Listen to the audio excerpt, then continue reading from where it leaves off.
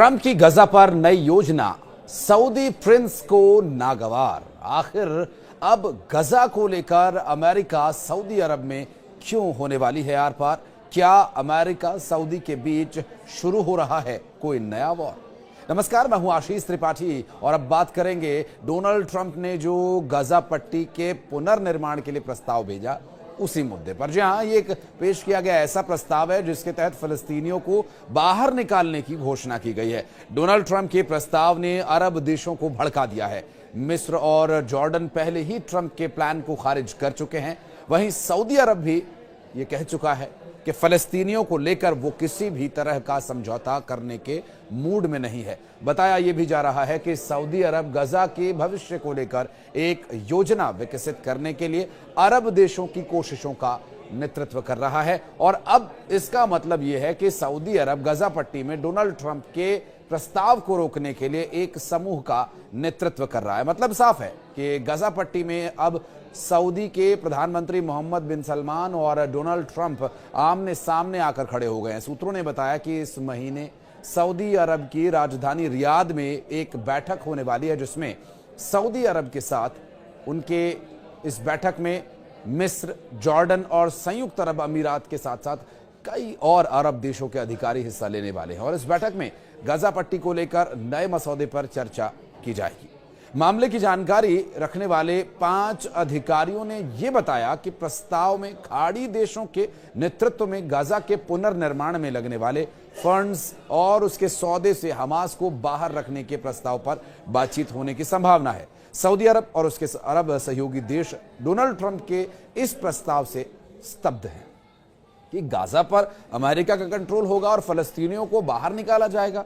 अरब देशों का मानना यह है कि इस प्रस्ताव से फलस्तीनी हमेशा के लिए खत्म हो जाएंगे। उन्हें जॉर्डन और मिस्र में विस्थापित किया जाएगा और फिर वो कभी गाजा वापस नहीं लौट पाएंगे। मिस्र और गाजा ने दो टूक कहा है कि इस प्रस्ताव से अरब देशों में अस्थिरता आएगी। इस बाबत जॉर्डन के किंग अब्दुल्ला ने डोनाल्ड ट्रंप से पिछले हफ्ते मुलाकात भी की थी। तो वहीं मिस्र के विदेश मंत्रालय ने एक बयान में डोनाल्ड ट्रंप के प्रस्ताव को खारिज करने की बात भी कही है। दरअसल सूत्रों ने यह भी बताया कि सऊदी अरब में डोनाल्ड ट्रंप के प्रस्ताव से निराशा और बढ़ गई है। सऊदी अरब का मानना यह है कि यह प्रस्ताव उसके फलस्तीनियों के लिए अलग राज्य बनाए जाने की मांग को ही खत्म कर देगा और इसके अलावा इजराइल के साथ उसके संबंधों के सामान्य होने की दिशा में जो कुछ डेवलपमेंट हुआ था ये उसके भी खिलाफ है। सऊदी अरब, मिस्र, जॉर्डन और अन्य जगहों पर 15 स्रोतों से खबर यह मिली कि अरब राज्यों की तरफ से जल्दबाजी में जो नया मसौदा प्रस्ताव तैयार किया जा रहा है उसके आधार पर एक तस्वीर बनाई जा सके।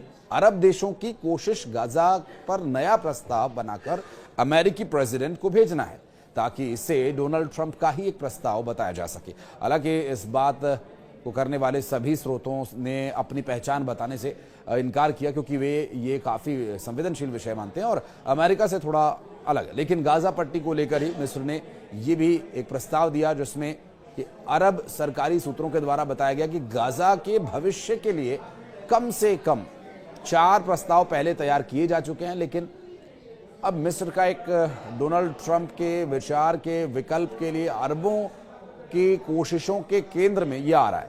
और मिस्र के 3 सुरक्षा सूत्रों ने यह भी बताया कि मिस्र के प्रस्ताव में गजा पर हमास की भागीदारी के बिना शासन करने के लिए एक राष्ट्रीय फलस्तीनी समिति का गठन का प्रस्ताव दिया गया है। इसके अलावा विदेशों में फलस्तीनियों को विस्थापित किए बिना पुनर्निर्माण में अंतर्राष्ट्रीय भागीदारी और 2 राज्य समाधान की दिशा में आगे बढ़ना शामिल है। अरब सरकार के सूत्र ने बताया कि सऊदी अरब, मिस्र, जॉर्डन, संयुक्त अरब अमीरात और फिलिस्तीनी प्रतिनिधि 27 फरवरी को निर्धारित अरब शिखर सम्मेलन में प्रस्तुत किए जाने से पहले रियाद में योजना की समीक्षा और चर्चा करेंगे। इसके अलावा एक रिपोर्ट के मुताबिक इस प्रस्ताव में सऊदी क्राउन प्रिंस मोहम्मद बिन सलमान काफी महत्वपूर्ण भूमिका निभा रहे हैं। इस वीडियो के बारे में अगर आप कुछ कहना चाहते हैं, इस विषय को लेकर और कुछ अगर आप जानना चाहते हैं या कोई भी राय अपनी देना चाहते हैं तो हमारे कमेंट सेक्शन में आपका वेलकम रहेगा। चैनल को लाइक कीजिए, सब्सक्राइब कीजिए और शेयर कीजिए ये इन्फॉर्मेशन अन्य लोगों के साथ। धन्यवाद।